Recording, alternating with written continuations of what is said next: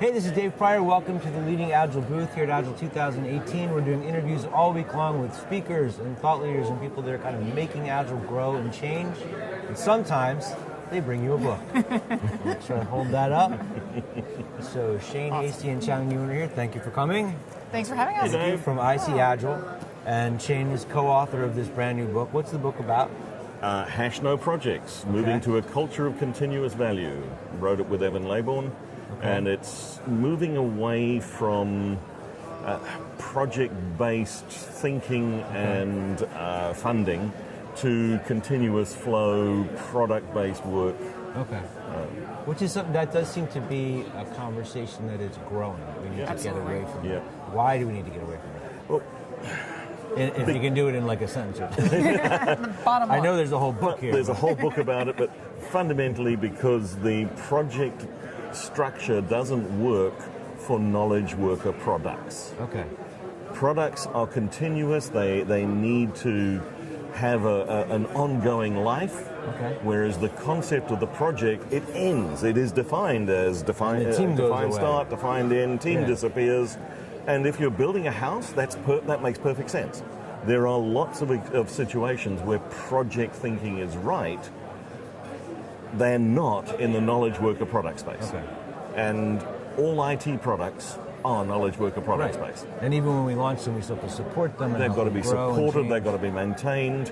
You never actually end an IT product until you decommission it. Right. And even that, you've got some thing, and having the people that know about how it was built in the decommissioning is a good idea too. Okay, cool. All right, so I know you did a talk about business agility, but we're going to focus on the remote team talk. So being agile in remote teams, that was on Monday at 2 o'clock. It was. So can you talk a little bit about what led you to do that talk? Yeah, so I think, so IC Agile, the International Consortium for Agile, we actually function as a fully remote team.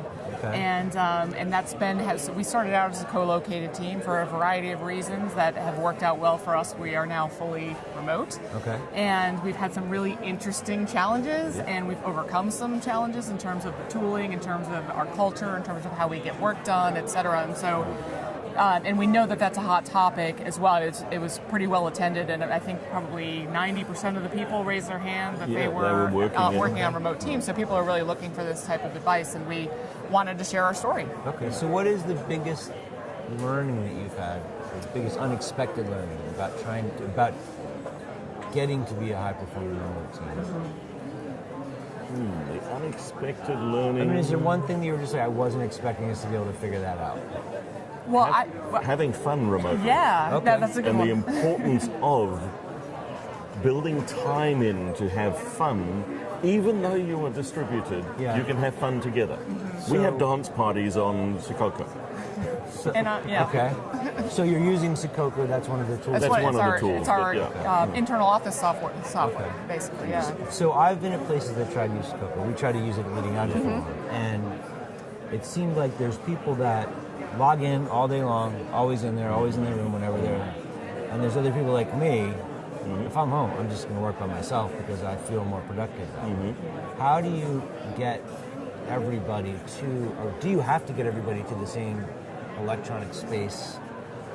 Do you have to kind of normalize, we're all going to be in Sococo when we're working? Yeah, and we have done that, and I think, and we use the indicators, I'm away, I'm blocked, I'm busy, I'm in a meeting. We try to use the rooms collaboratively, so it's not just offices, this is where we're coming together to work on Agile 2018, and this is the terrace where we go, I'm chilling out and I'm willing to be disturbed, so we do that, and we're honest with each other about I'm away in the middle of the day, and so it's really just about the transparency and radiating who's available and who's not. And so that has become a norm for us.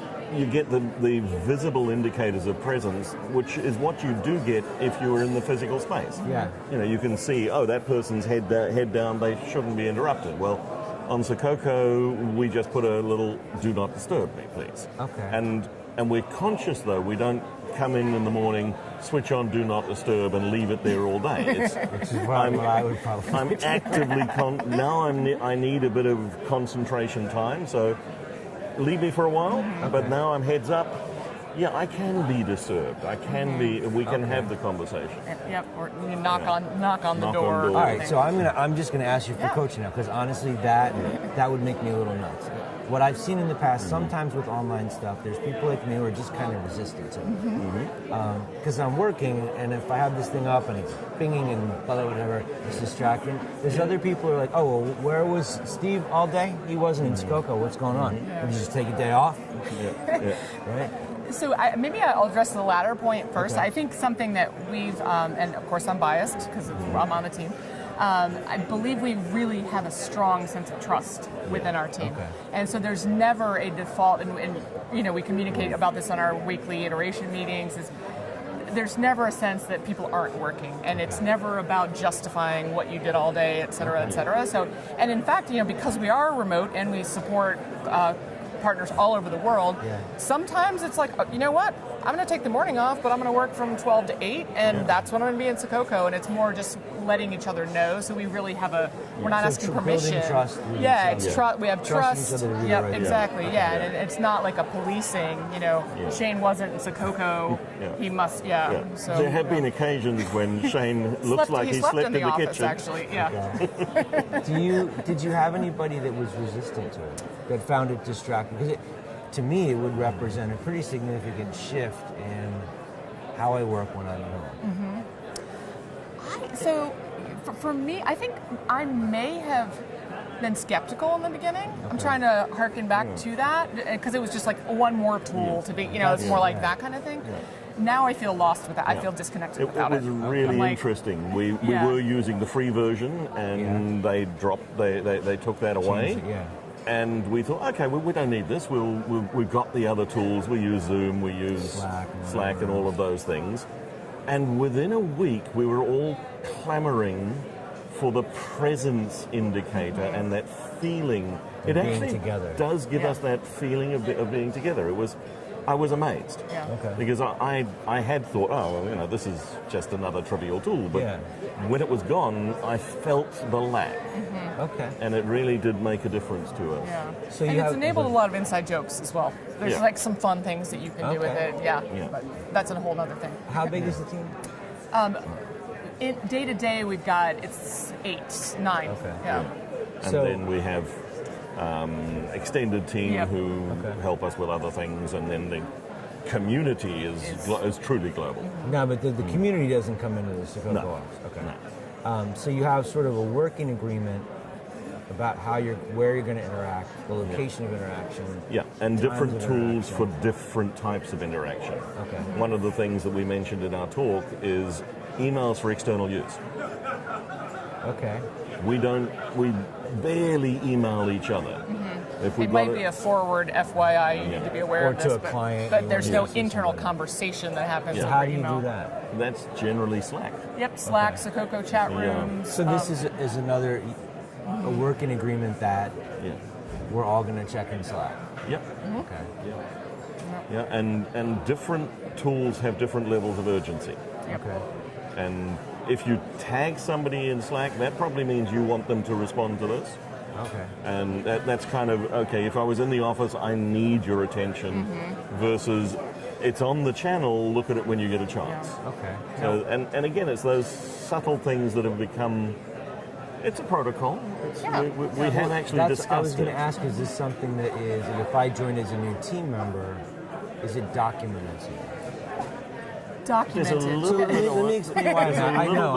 in the culture. Sounds like I'm a project manager, because I am. But one of the things at LeadingAgile, we have all these different tools, and I don't spend a lot of time. I mean, I don't even turn Skype on anymore because I'm very focused when I'm working. And suddenly there's like Yammer and Slack and Skoko and the email.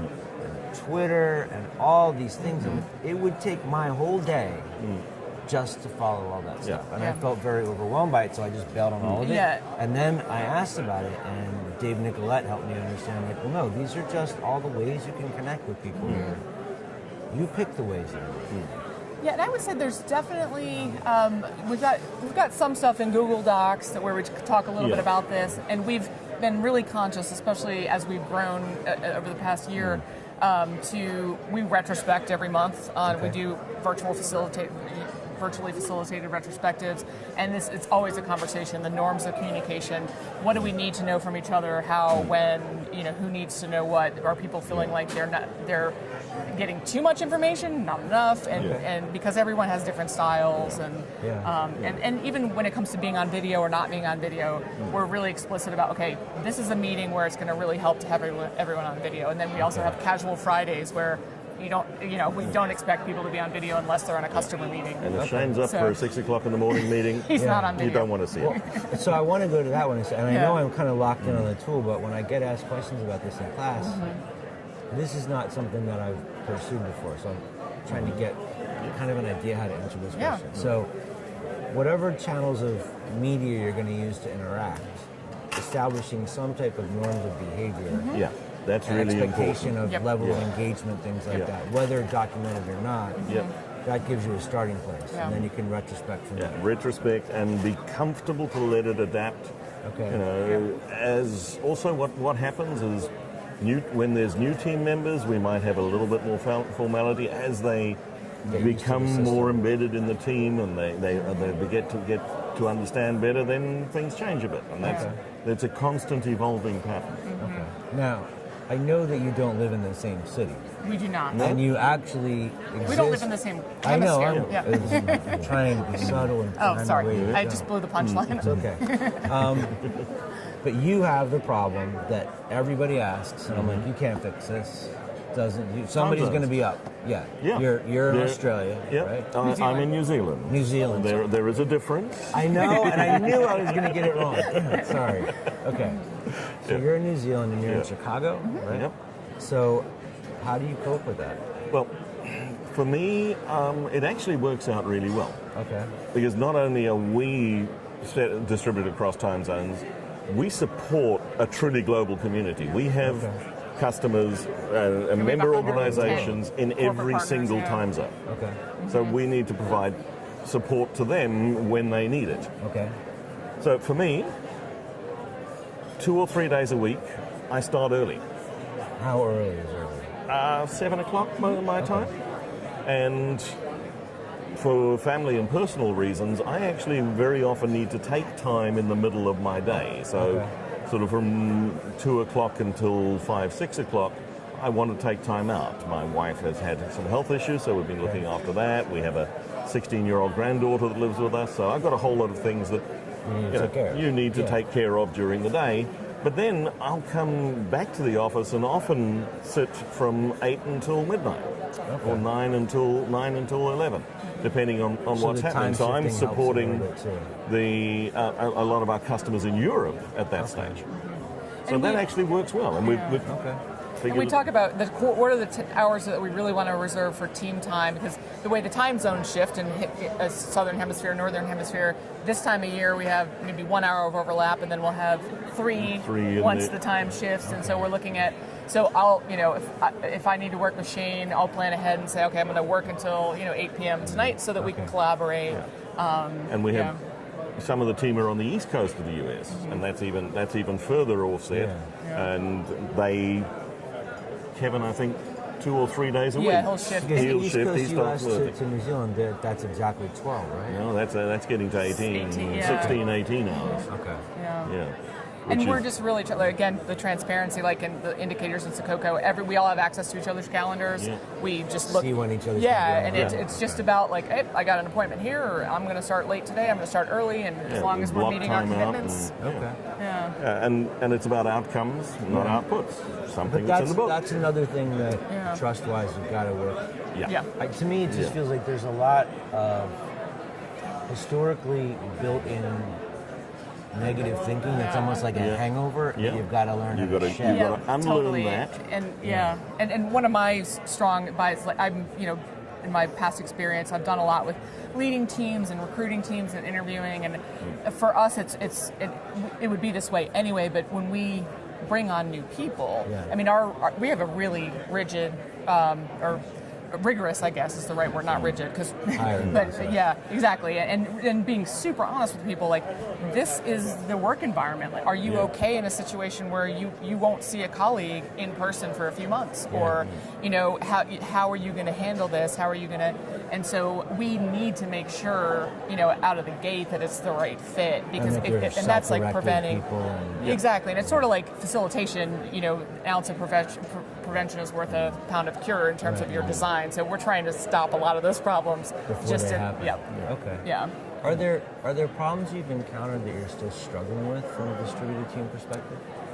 I would say so. I mean, there are definitely. I think we're getting better at swarming on things, and getting into Google Docs together and hammering stuff out and pairing. Right. There are certainly things I feel like, especially because we have so much going on, we are global, where I feel like, it would be nice if I could just snap my fingers and be at a whiteboard with this person and hammer this out, and because. And the good news is we've got some folks on our team who are of the demographic where they weren't necessarily used to working that way, and they've been, social media and everything's been electronic their whole life. But I kind of do go back to that. Yeah, it'd be nice to just draw this up, and you know what I mean. So I do struggle with that. I'm of a different vintage.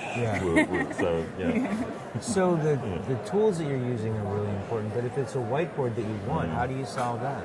We do physically get together. Oh, you do? At least 2 or 3 times a year. First. I don't know if you were using like a virtual whiteboard tool, but getting together in person. That's also a really important part of maintaining this, right? Because you have to build that. You build the well of trust. One of the things we did when the team was growing quite rapidly, we actually sat down in a meeting, a physical together meeting in Chicago, and we put together what we call a culture book.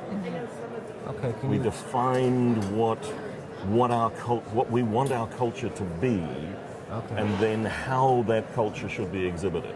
Okay. And things that are in there. We're a small team. We punch above our weight. We do whatever is needed to achieve the outcomes. And the job titles are for external use only. For instance, internally we are a cross-functional collaborative team, and we do whatever needs to. And whoever's got the right competency or skill at the time does the thing. Okay. Can you, for the folks that are watching it, just in case they're not familiar with Agile, can you guys explain what you do? Oh, yeah, sure. So we are an accreditation and certification body. Our mission is to advance the state of Agile learning globally, and so we are methodology neutral, so we don't endorse a particular framework, particular way of scaling. We believe that with the right mindset, values, and principles, you can set yourself up for success on an Agile journey. And so we've defined a bunch of learning pathways like Agile coaching, testing, enterprise coaching, DevOps, et cetera, that we have worked with the international community of experts to define. So it's a pretty involved process to develop our learning tracks. And then that we work with what we call our member organizations, who are providing training either externally to customers or internally to their population. They do course accreditation and certify people along the learning journey, and then we also have competence-based certifications. That's where we believe the real weight is and the real difference is made in terms of getting people all the way to an expert level. So when you say competence-based, can you explain that? Sure. So we've got 2 levels of certification: knowledge-based and competence-based. And knowledge-based is really delivered through a classroom experience or an accredited course learning experience. If you got a CSM or if you got a PMP. Analogous like to that, yes.